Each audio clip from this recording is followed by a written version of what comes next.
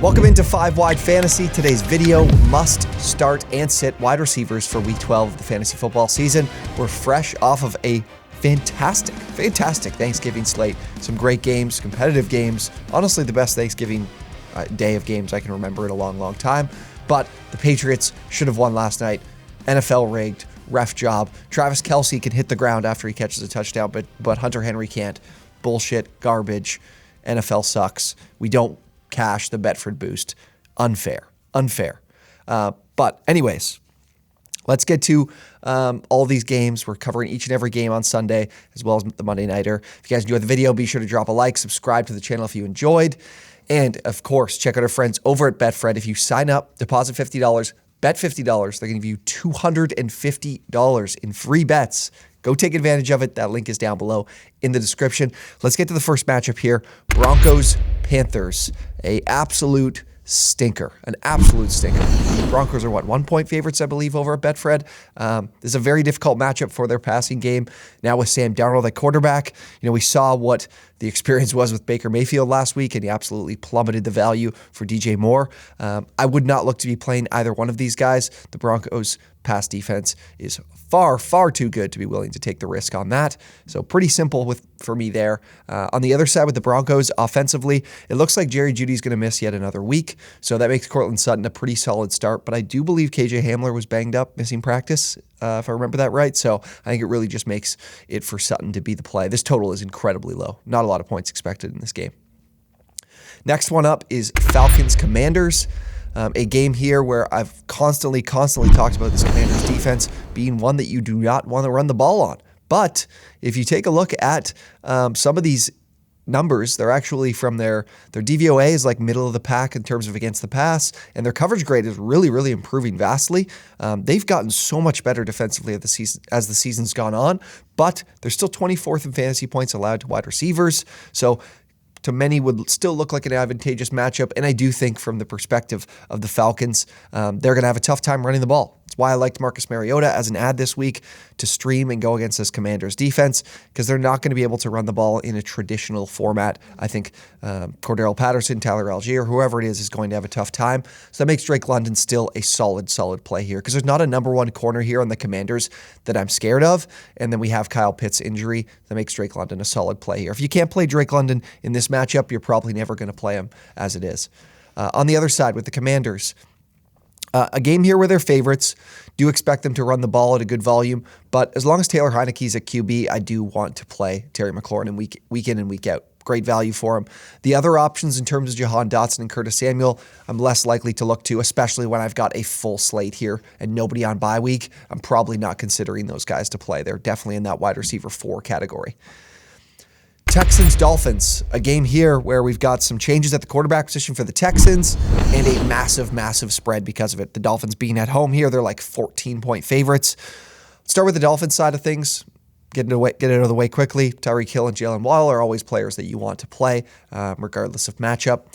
Texans side of things, we're looking at Kyle Allen at quarterback, and I think this is still a plus matchup. Like the Dolphins are 29th in DVOA. They got a very poor coverage grade. They're rising a little bit in terms of fantasy points allowed, but I still think it could be a decent play for Nico Collins and Brandon Cooks. But again, in a matchup where we've got nobody on bye, more than likely you'll want to sit these guys. Like I don't have like a very high expectations on either one of them, especially with the change at the quarterback position. It's just not something that I'm looking to get in on. Okay, next up, Bengals, Titans. Titans here at home are actually home underdogs in this game. I'll start with their offense. It's definitely going to live through Derrick Henry as it's been, but what can you do with Treylon Burks? I do think I see him as a back-end wide receiver 3 probably in this game. I do still see some upside for them in the passing game, but the Bengals are top 10 in fantasy points allowed, top 10 in pass DVOA, so still a good unit against the pass. And they haven't been as good so far or lately against the run. So I do think this is, another matchup where I think Tannehill has looked really good lately. Burks has looked good, but I want to play Burks. I want to start Burks only in really plus matchups or matchups where I think they might struggle to move the ball on the ground. And I think they'll be just fine here. And we'll get a good mix of both from the Titans. On the other side, important to discuss the Bengals passing offense and what do you do there, especially with Jamar Chase practicing. There's a pretty good chance it seems like in my mind that he plays. So what do we do in that spot, in that situation? I think if Jamar Chase is available, as long as you don't hear that he's on a limited snap count, he's got to be in your lineup. This is a great matchup against the Titans pass defense that is 30th in fantasy points allowed to the wide receiver position. I would expect if he's available, you'll see a lot of screen passes, a lot of getting him the ball and looking for him to work yards after the catch, because we know how good this Titans pass rush is. It's going to make their offensive line struggle for yet another game here. So it's not a very good matchup in terms of on the defensive line versus offensive line, but that doesn't scare me here. I think the Bengals will need to throw the ball a ton in this game because the Titans stop the run so well. So T. Higgins, Jamar Chase are definitely guys I want to play. But if Jamar Chase for some reason isn't available, Tyler Boyd I think is still definitely a play for you. Bears, Jets. Let's get to actually the BetFred Boost because one of the plays is in this game. I'm looking at the board here. We don't have any props out yet in terms of rushing, receiving yards. Typically, I guess, tends to happen after Thanksgiving. They don't have these lines out quite yet. So what I'm going to do, there's always anytime touchdown scores available. What I'm doing for the BetFred Boost is I'm going with Michael Carter anytime touchdown for the first leg of the parlay. I like this matchup for the Jets. The Bears have been very, very poor in DVOA against the pass and the run, but a little bit worse against the run in terms of fantasy points allowed. Backs have had a really good time against the Bears. Michael Carter with Mike White as well had some explosive, massive games in like a 4-week stretch. Week 6 to 9 last year when the two of them were on the field together. Carter scored twice in those 4 games and was getting volume of like 20 plus touches. I think there was one game where he had 24, 25 touches. So I love this duo of the two, and I think Michael Carter finds the end zone in a very plus matchup for their run game as they make the change at quarterback. And then what I'm going to parlay that with is the Jags plus 3.5. The Jaguars plus 3.5 at home against the Ravens. I think the Ravens are very overrated in this matchup. They've got tons of injuries as I look at the secondary. Marcus Peters, Jalen Arbor Davis, Kyle Hamilton, and then you look at Justin Houston at linebacker, Calais Campbell on the edge, and then Ronnie Stanley went down last week with an injury. He's not practicing. The same goes for Demarcus Robinson at the wide receiver spot. I think this Ravens team is very, very banged up, and I think being on the road here, I think the Jags cover as 3.5-point favorites and potentially have the chance to win the game. So go bet the boost at BetFred, the boosted section for OwnersBox. Check out the link down below to sign up and get in on the boost. I'm parlaying Michael Carter anytime touchdown and the Jaguars plus 3.5. That's boosted over at BetFred. Bears, Jets. As I mentioned, I love Michael Carter in this matchup, but on the same side of things, I love Garrett Wilson here. The Jets making the change at quarterback makes me feel much, much more confident in their pass game.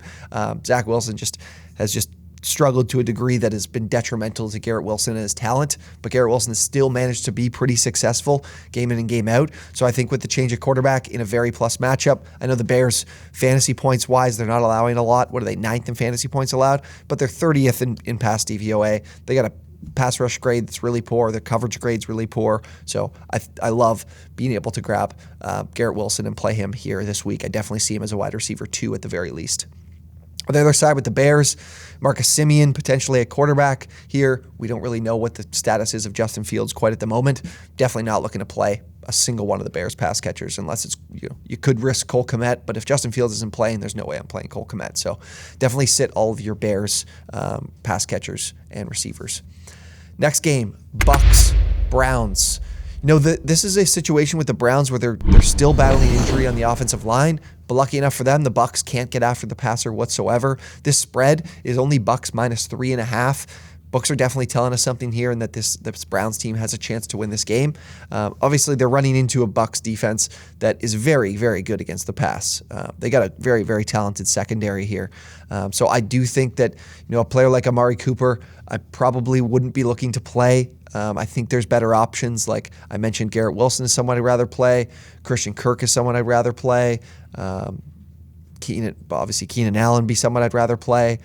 So I definitely would see Amari Cooper more as a wide receiver, back-end wide receiver 3 this week, because I do think the Bucks, have a good run defense in terms of fantasy points allowed, but I actually think the Browns could have some success on the ground here, and will look to run the ball. Cooper still could have a decent game, but I'm not as high on him in a really tough matchup. Then on the other side with the Bucks, I think So all systems go with Chris Godwin and Mike Evans. The Browns have been, what are they ranked? 27th in pass DVOA, 19th in fantasy points allowed to wide receivers. The Browns are also dealing with some injuries. I should have pulled that up here, but I have the other game from that Jags game. I know Greg Newsome hasn't been practicing, so they've got some problems in terms of being able to stop the pass, and I think the Bucs are a team with the high passing volume. You'll be good with those two guys, but I wouldn't look to start, a Julio Jones here. Next game, Ravens-Jaguars. I mentioned how I like the Jaguars to cover the spread in this game. I like what their pass game can do when I mentioned Calais Campbell, Justin Houston, and then we look at Marcus Peters and Jalen Armour-Davis. And Kyle Hamilton as well. So they're very banged up on the defensive side of things. So I'm definitely looking to play Christian Kirk in this matchup against the Ravens. On the Ravens side of things, I think there's a chance. The Jaguars are obviously pretty poor against the pass, 31st in pass DVOA, 26th in fantasy points allowed. We've had Demarcus Robinson miss practice on Thursday with a hip issue.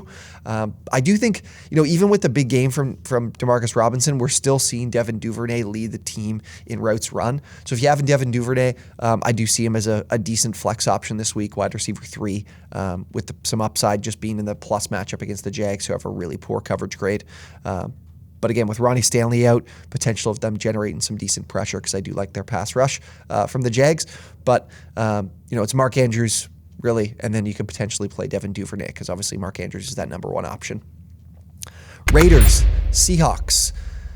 The Raiders rank it dead last in passing DVOA, have a 56 coverage grade from PFF. This defense has not been good this year, and what I don't like is that they like to blitz. I think they're maybe 11th in blitz rate this season at like 28%. Geno Smith is the best quarterback in the NFL under pressure and against the blitz right now. I think the Seahawks against this defense are definitely, all systems go on basically everybody. Kenneth Walker, obviously, and then DK Metcalf and Tyler Lockett. They're definitely guys you want to play. Both have been very, very solid this year and will continue to do so against the Raiders. So definitely be playing those guys. On the other side with the Raiders, honestly, the Seahawks have been very good in fantasy points allowed to wide receivers, 7th in fantasy points allowed to wide receivers. So I'm just looking to play Devontae Adams and then definitely Foster Moreau. I know we don't always cover tight ends here, but I believe the Seahawks are 31st in fantasy points allowed to tight ends. So Foster Moreau, if you find props in terms of receptions, yards, I definitely look to play him and potentially even an anytime touchdown. I definitely like Foster Moreau this week, so make sure you start him as well. Chargers, Cardinals. This is a game that I've seen the point spread come down about 1.5 points. I think it opened at 4.5. It's down to 3. That's something to pay attention to. The Cardinals have, of course, struggled at home. But if you start with the Cardinals side of things, you've got Rondale Moore and Greg Dortch missing practice. Dortch was with a thumb injury, so I think there's a decent chance he plays. But there's also the look of Marquise Brown, who I did read could potentially play, but on a snap count. So I think it's probably like just DeAndre Hopkins and then potentially Trey McBride if you want to. I think this is a big game for James Conner. So, with those statuses of these guys up in the air, I don't think Rondale Moore is going to play. So it makes it a little bit more difficult. But if you do get a situation where Marquise Brown and Rondale Moore are out, Greg Dortch honestly elevates to being a pretty solid play against the Chargers pass defense that is been pretty good in fantasy points allowed, but lately the tight ends have been eaten against them. They had the matchup with Travis Kelce, obviously, and the wide receivers didn't have as big of a day. So in this matchup, there's still some upside if you're in a deeper league with a Greg Dortch, Trey McBride. Chargers, we're looking at another situation here where Mike Williams is going to be out. It looks like he hasn't been practicing with the setback there of the ankle injury from that catch he made against the Chiefs. Keenan Allen been practicing in full. We're looking great there. Keenan Allen is definitely a player you want to start here against the Cardinals. 22nd in pass DVOA. So I definitely want to play Keenan Allen. The question is, do you want to play Josh Palmer in this matchup? Total, I believe, is like 47.5. I think Palmer's like a wide receiver 4, probably, like front-end wide receiver 4. There's just a ton of other options this week, just with the full slate. But Palmer will be on the outside in this matchup as well, which is something to keep note of.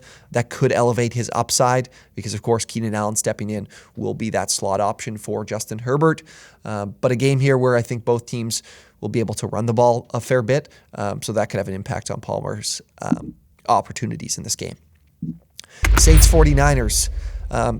A game here where we're dealing with, of course, with the Saints.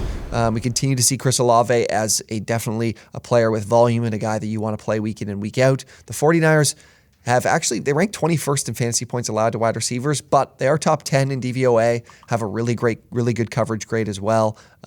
They're a team that once they're healthy, they're one of the best teams in the NFL defensively, I think. So that makes me think Chris Olave is really the only player I want to start here. And I did see Alvin Kamara missing practice. So that with him missing, if that happens, that'll elevate Olave more in the receiving game. On the other side, the 49ers offense, really, between Debo and Ayuk, I don't want to sit either one of them because they are still getting Debo involved in the running game, still giving him some decent volume. And Ayuk, it honestly looks like Jimmy Garoppolo's favorite target. Obviously, there's some players here where you've got some bigger matchups or some players that have bigger names that you might not consider starting over Ayuk. But guys like Amari Cooper, I would probably look to play Ayuk. Usage for him has been great. This is still a pretty decent matchup. It does look like there's a chance Marshawn Lattimore plays for the Saints, but that doesn't scare me off of him enough, just with the opportunities he's seen and how much of a focal point he seemed to be in this passing game. Rams-Chiefs. The Chiefs, sizable favorites, 15.5-point favorites. So a matchup here where we've got the Chiefs looking at getting Juju Smith-Schuster back. He's been practicing in full. I was pretty surprised to see that. Kadarius Toney not practicing, shocker, with the hamstring injury.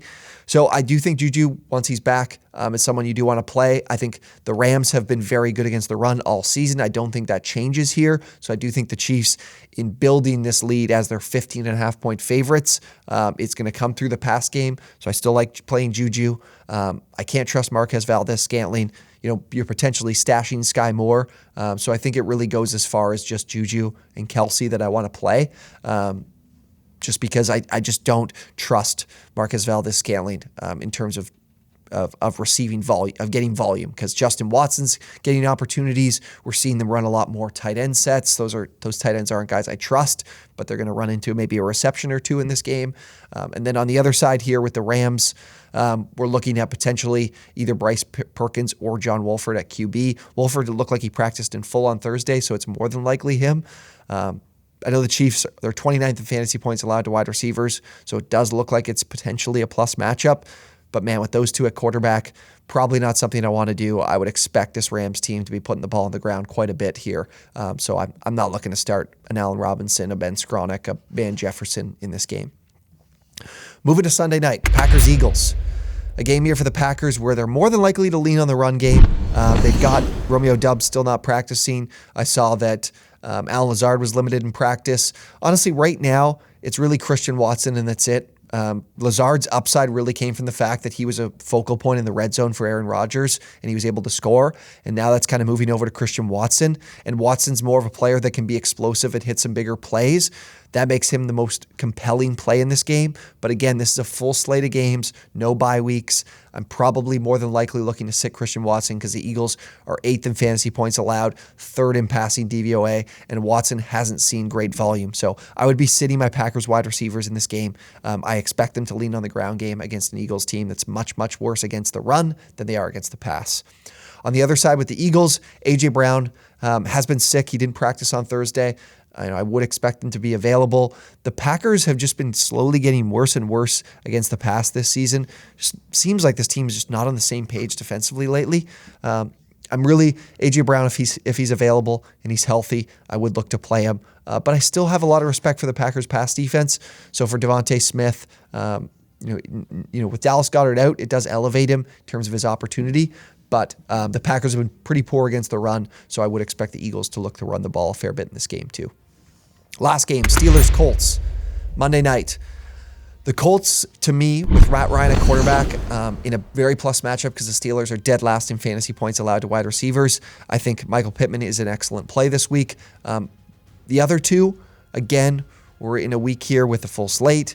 I do like, I would say Alec Pierce I'd like a little bit better than Paris Campbell. That's up to you. In terms of your deeper leagues, this could be a potential play because of how plus of a matchup this is for these guys. So really up to you. The Steelers have been pretty bad against the pass. They're dealing with some injuries as well on the defense.